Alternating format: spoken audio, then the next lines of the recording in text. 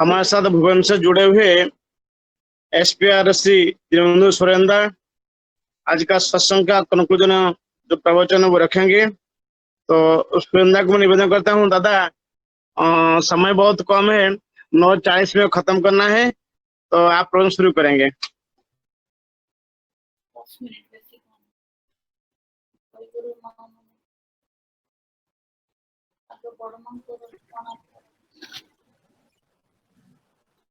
जय गुरु। जय गुरु दादा। आवाज आ रहा है दादा, स्टार्ट करिए। वंदे लकतिलकं शाश्वत वार्ता विभूषणं अमर कीर्ति शरणं प्रबुधं लक जीवनं प्रणय प्रमत जाग दीपनं वंदे जीवन जीवनं सत्पुरुष। आज आप सब लोग जानते हैं कि आज 127तम जन्म दिवस हमारा परम आराध्या जगत जननी श्री श्री बड़ माँ का मना रहे हैं। इसलिए सबसे पहले मैं श्री श्री बड़ माँ का वंदना से शुरू करता हूँ। प्रणमामि लक्ष्मी माता षडसी रूप धारिणी अनुकूल शक्ति रूपा विश्वानंद विधायिनी ऋषि संपूजिता देवी पुरुषोत्तम संगिनी जगत कल्याणीमयी महालक्ष्मी नमस्तुते।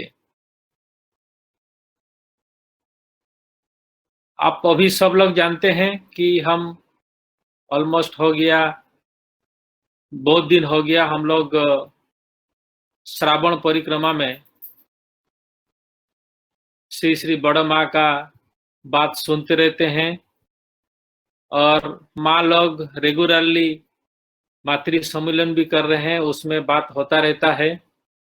तो मैं बहुत ज़्यादा माँ का बारे में नहीं बोलूँगा, फिर भी मैं इतना बोलना चाहूँगा कि आज हम सब के लिए एक बहुत पवित्र दिन है, स्मरणीय दिन है। आज सुबह से हम लोग उत्सव जैसा हम सबको महसूस हो रहा है, उसी हिसाब से हमारा पूजा अर्चना पूजा पाठ सब कुछ हो रहा है। और आज ये फिर मातृ सम्मेलन का लिए हम सब लोग यहाँ उपस्थित हुए हैं।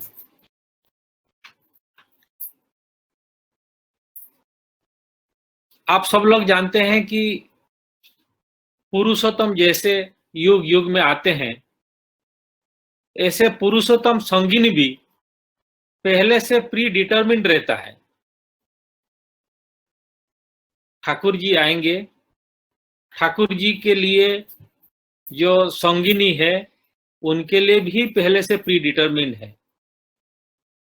इसीलिए आप लोग सोचिए कि पुरुषोत्तम संगीन होने के लिए कितना उनका तपस्या, कितना जन्म जन्मांतर का चेष्टा, उसका बाद ही और कोई पुरुषोत्तम संगिनी हो सकता है।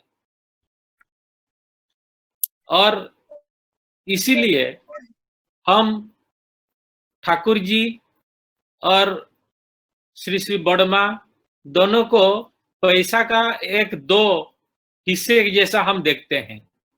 एक साइड ठाकुर जी, एक साइड श्री श्री बड़ माँ। और जब बड़ माँ ठाकुर जी के लिए शुरू से लेकर के अंत तक ठाकुर जी को देवता जैसा मान के, भगवान जैसा मान के वो चले हुए हैं। और इसीलिए ठाकुर जी खुद भी बोलते हैं कि बड़ा बहू जैसा स्त्री मैं देखता नहीं हूं, मैं उनको खूब ही श्रद्धा करता हूं। रामकृष्ण देव का स्त्री जैसे माँ ठाकुरानी है, मुझे ऐसे ही लगता है। और ठाकुर जी खुद एडमिट करते हैं कि जीवन में कभी भी मुझे गुस्सा होने का मौका नहीं मिला, बड़ो बहू का ऊपर कभी भी गुस्सा होने का मौका कभी नहीं मिला। सिर्फ एक बार घर का बगल में कोई पेड़ किसी का कहना से वो काट दिए थे, उसका अलावा जिंदगी में कभी भी गुस्सा होने का मौका ही नहीं मिला। और बड़मा भी, अभी हम लोग जस्ट बात कर रहे थे, बड़मा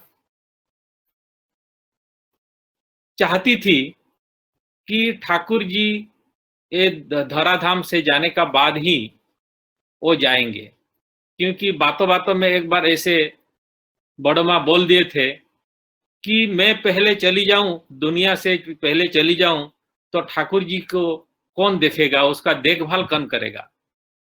इसीलिए आप सब लोग जानते हैं कि बड़मा का तिरोधान 1971 में ठाकुर जी का देहत्याग करने का जस्ट 3 साल बाद उनका हुआ था। ठाकुर जी के बारे में हम जानते हैं कि ठाकुर जी नारी नीति और नारी पथे 2 किताबें हमारा सामने, पृथ्वी लोगों का सामने रख करके गए हैं। और बड़मा को समझने के लिए हमको ये जो 2 किताबें हैं, नारी पथे और नारी नीति, ये 2 समझना पड़ेगा। हम लोग जानते हैं सत्यानुसरण ठाकुर जी लेकर करके गए थे, और जीवंत सत्यानुसरण हमारा पूज्यपाद श्री श्री बड़ौदा को बोलते हैं। ऐसे ही जीवन सत्यारण, जीवन ये नारी नीति और नारी पथे हम बड़मा को मानते हैं, क्योंकि बड़मा को समझना इतना इजी नहीं है, क्योंकि उनका सारा जीवन का जो कार्यक्रम है वो मतलब एक ये में मतलब बातों में उसको खत्म करना बहुत मुश्किल है। सिर्फ हम बड़मा को जानने के लिए चाहें तो हम नारी नीति को समझे और नारी पथे को समझे, इसी से ही हम लोग बड़मा को समझ पाएंगे।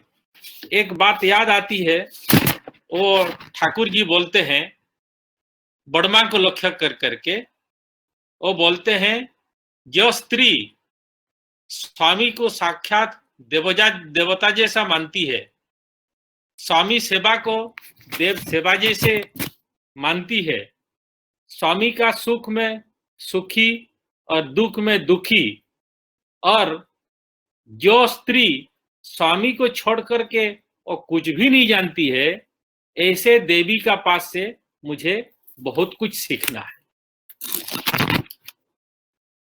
ये है ठाकुर जी का बड़मा का प्रति मंतव्य।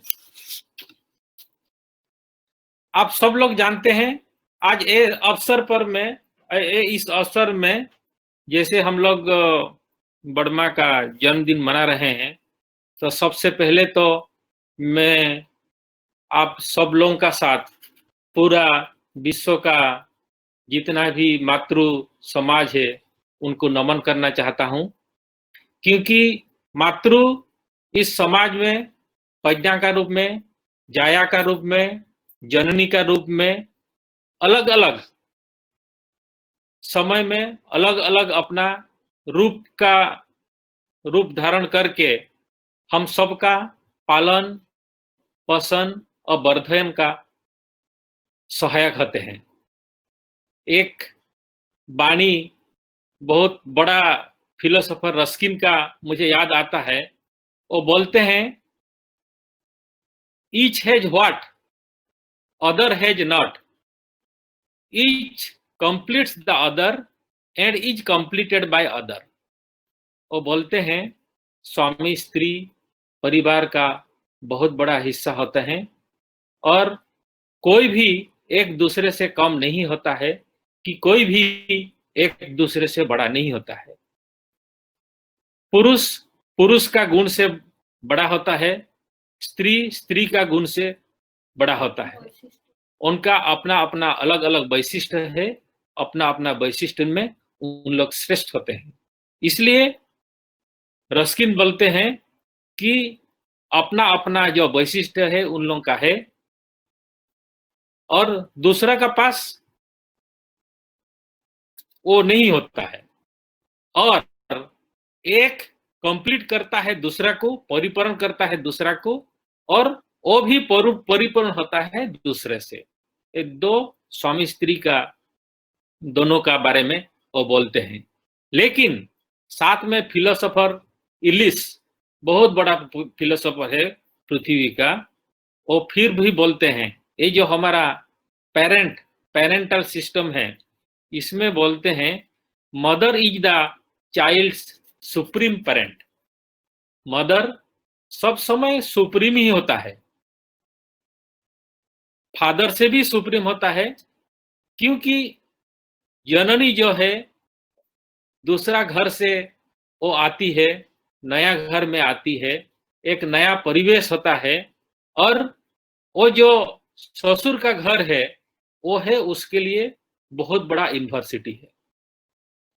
उसको इतना लोगों को लेकर के चलना पड़ता है, जैसे अपना हस्बैंड से लेकर के अपना जितना परिवार है, घर में सास हो गया, ससुर हो गया, और चाचा, भतीजा, जितना भी ये परिवार का लोग सब है, उन लोगों को लेकर के जो चलते हैं और सबका मन समझ करके जो चलते हैं, वो बहुत बड़ा दायित्व है। क्योंकि सिर्फ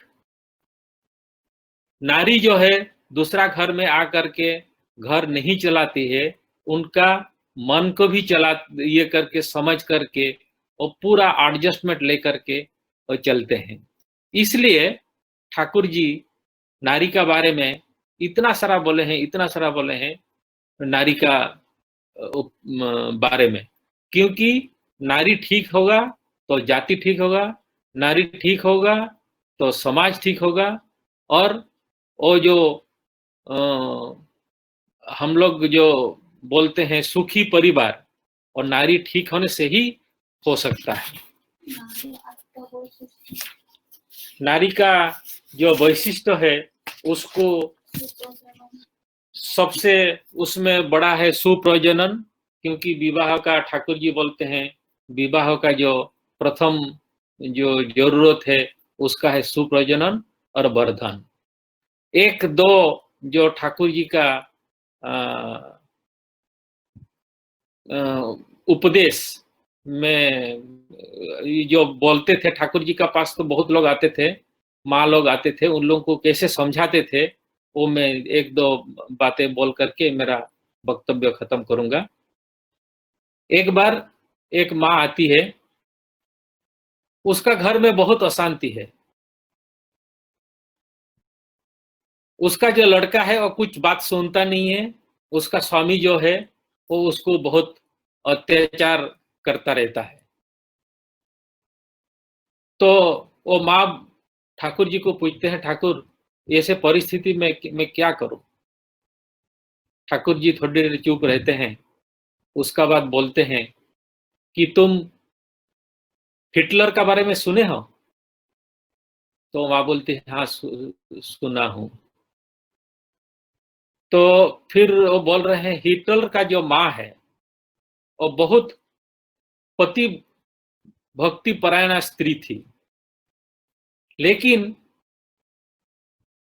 हिटलर का जो बाप है उसका माँ उसको मारती रहती थी और उसको बहुत तंग करती रहती थी। लेकिन जितना भी वो तंग करती है उतना ही वो स्वामी भक्ति उसका बढ़ता रहता था। ये सब चीज हिटलर शुरू से बच्चा समय से ही देखता रहता था, और जब भी वो देखता है कि माँ का प्रति अत्याचार होता रहता है तब तो उतना ही उसका मातृ का प्रति भक्ति श्रद्धा बढ़ता रहता था। और बाद में आप लोग जानते हैं कि हिटलर कितना बड़ा आदमी हो गया था, और उतना मातृभक्ति उसका जो मातृभक्ति है वो सब लोग हम लोग याद करते हैं, लेकिन उसका जो पिता है वो उतना अच्छा नहीं था, फिर भी माता अच्छी थी करके हिटलर इतना बड़ा आदमी बन पाया। दुष्ट था उसका पिताजी, लेकिन फिर भी हिटलर इतना बड़ा आदमी बन पाया। ऐसे ही एक बार एक माँ आती है ठाकुर जी का पास, जैसे ठाकुर जी का सामने सब भक्त वृंद बैठते हैं, ऐसे ही एक माँ अपना एक आसन लेकर के आती है और फेंक देती है, फिर उसका ऊपर बैठ जाती है। ठाकुर तुरंत वो माँ को बोलती है कि ये आसन जो है वो आसन भी उतना अनादर करके फेंकना नहीं है, उसको ठीक से संभाल करके यत्न करके रखना है। तो उसका मतलब यही है, हमारा आसपास जितना भी सामान है, हर सामान को हम ठीक ठाक रखें, उसको सजावट का वो मतलब ठाकुर जी का बताने का, शिक्षा देने का एक तरीका है। वो बताना चाहते हैं कोई भी चीज हमारा पास रहे तो वो हो सकता है निर्जीव चीज है, उसका कोई जान नहीं है, लेकिन वो एक आदत जैसा हमारा बनता है, और उसी आदत आज छोटा चीज को लेकर के हम खराब व्यवहार किया तो काल वो बड़े चीज को लेकर के हम वो कर सकते हैं। ऐसे ही ठाकुर जी बहुत सारा बातों का जरिए और अपना एग्जाम्पल का तरह से वो सिखाना चाहते थे। और हमारा जो माँ लोग है, क्योंकि आज ज्यादातर मुझे लगता है माँ लोग ही बैठे हुए हैं, और माँ लोगों का सामने माँ लोगों का बात बोलना बहुत मुश्किल मैं समझता हूँ। तो आज टाइम भी बहुत ज्यादा नहीं है, 40 हो गया, मेरा टाइम खत्म हो गया। आज इस अवसर पर पे मैं दोबारा फिर आप लोगों को बधाई देता हूँ, और कुछ गलती होता है तो मुझे माफ कर दीजिए। धन्यवाद। वंदे पुरुषोत्तम। जय गुरु। दादा जय गुरु, बहुत बहुत धन्यवाद दादा, आप उपस्थित हुए हैं, इतना अच्छी बात सुनाए हैं। आगे भी आशा करते हैं आपसे अच्छा सुनाएंगे। जय गुरु। जय गुरु। सुरापुरी यही है, जगत जननी श्री बड़ा माँ पुरुषोत्तम लीला संगिनी थे। जो चीज ठाकुर जानते थे वो चीज बड़ा जानते थे, इसका बहुत उदाहरण है। आज समय खत्म बहुत ज्यादा हो गया।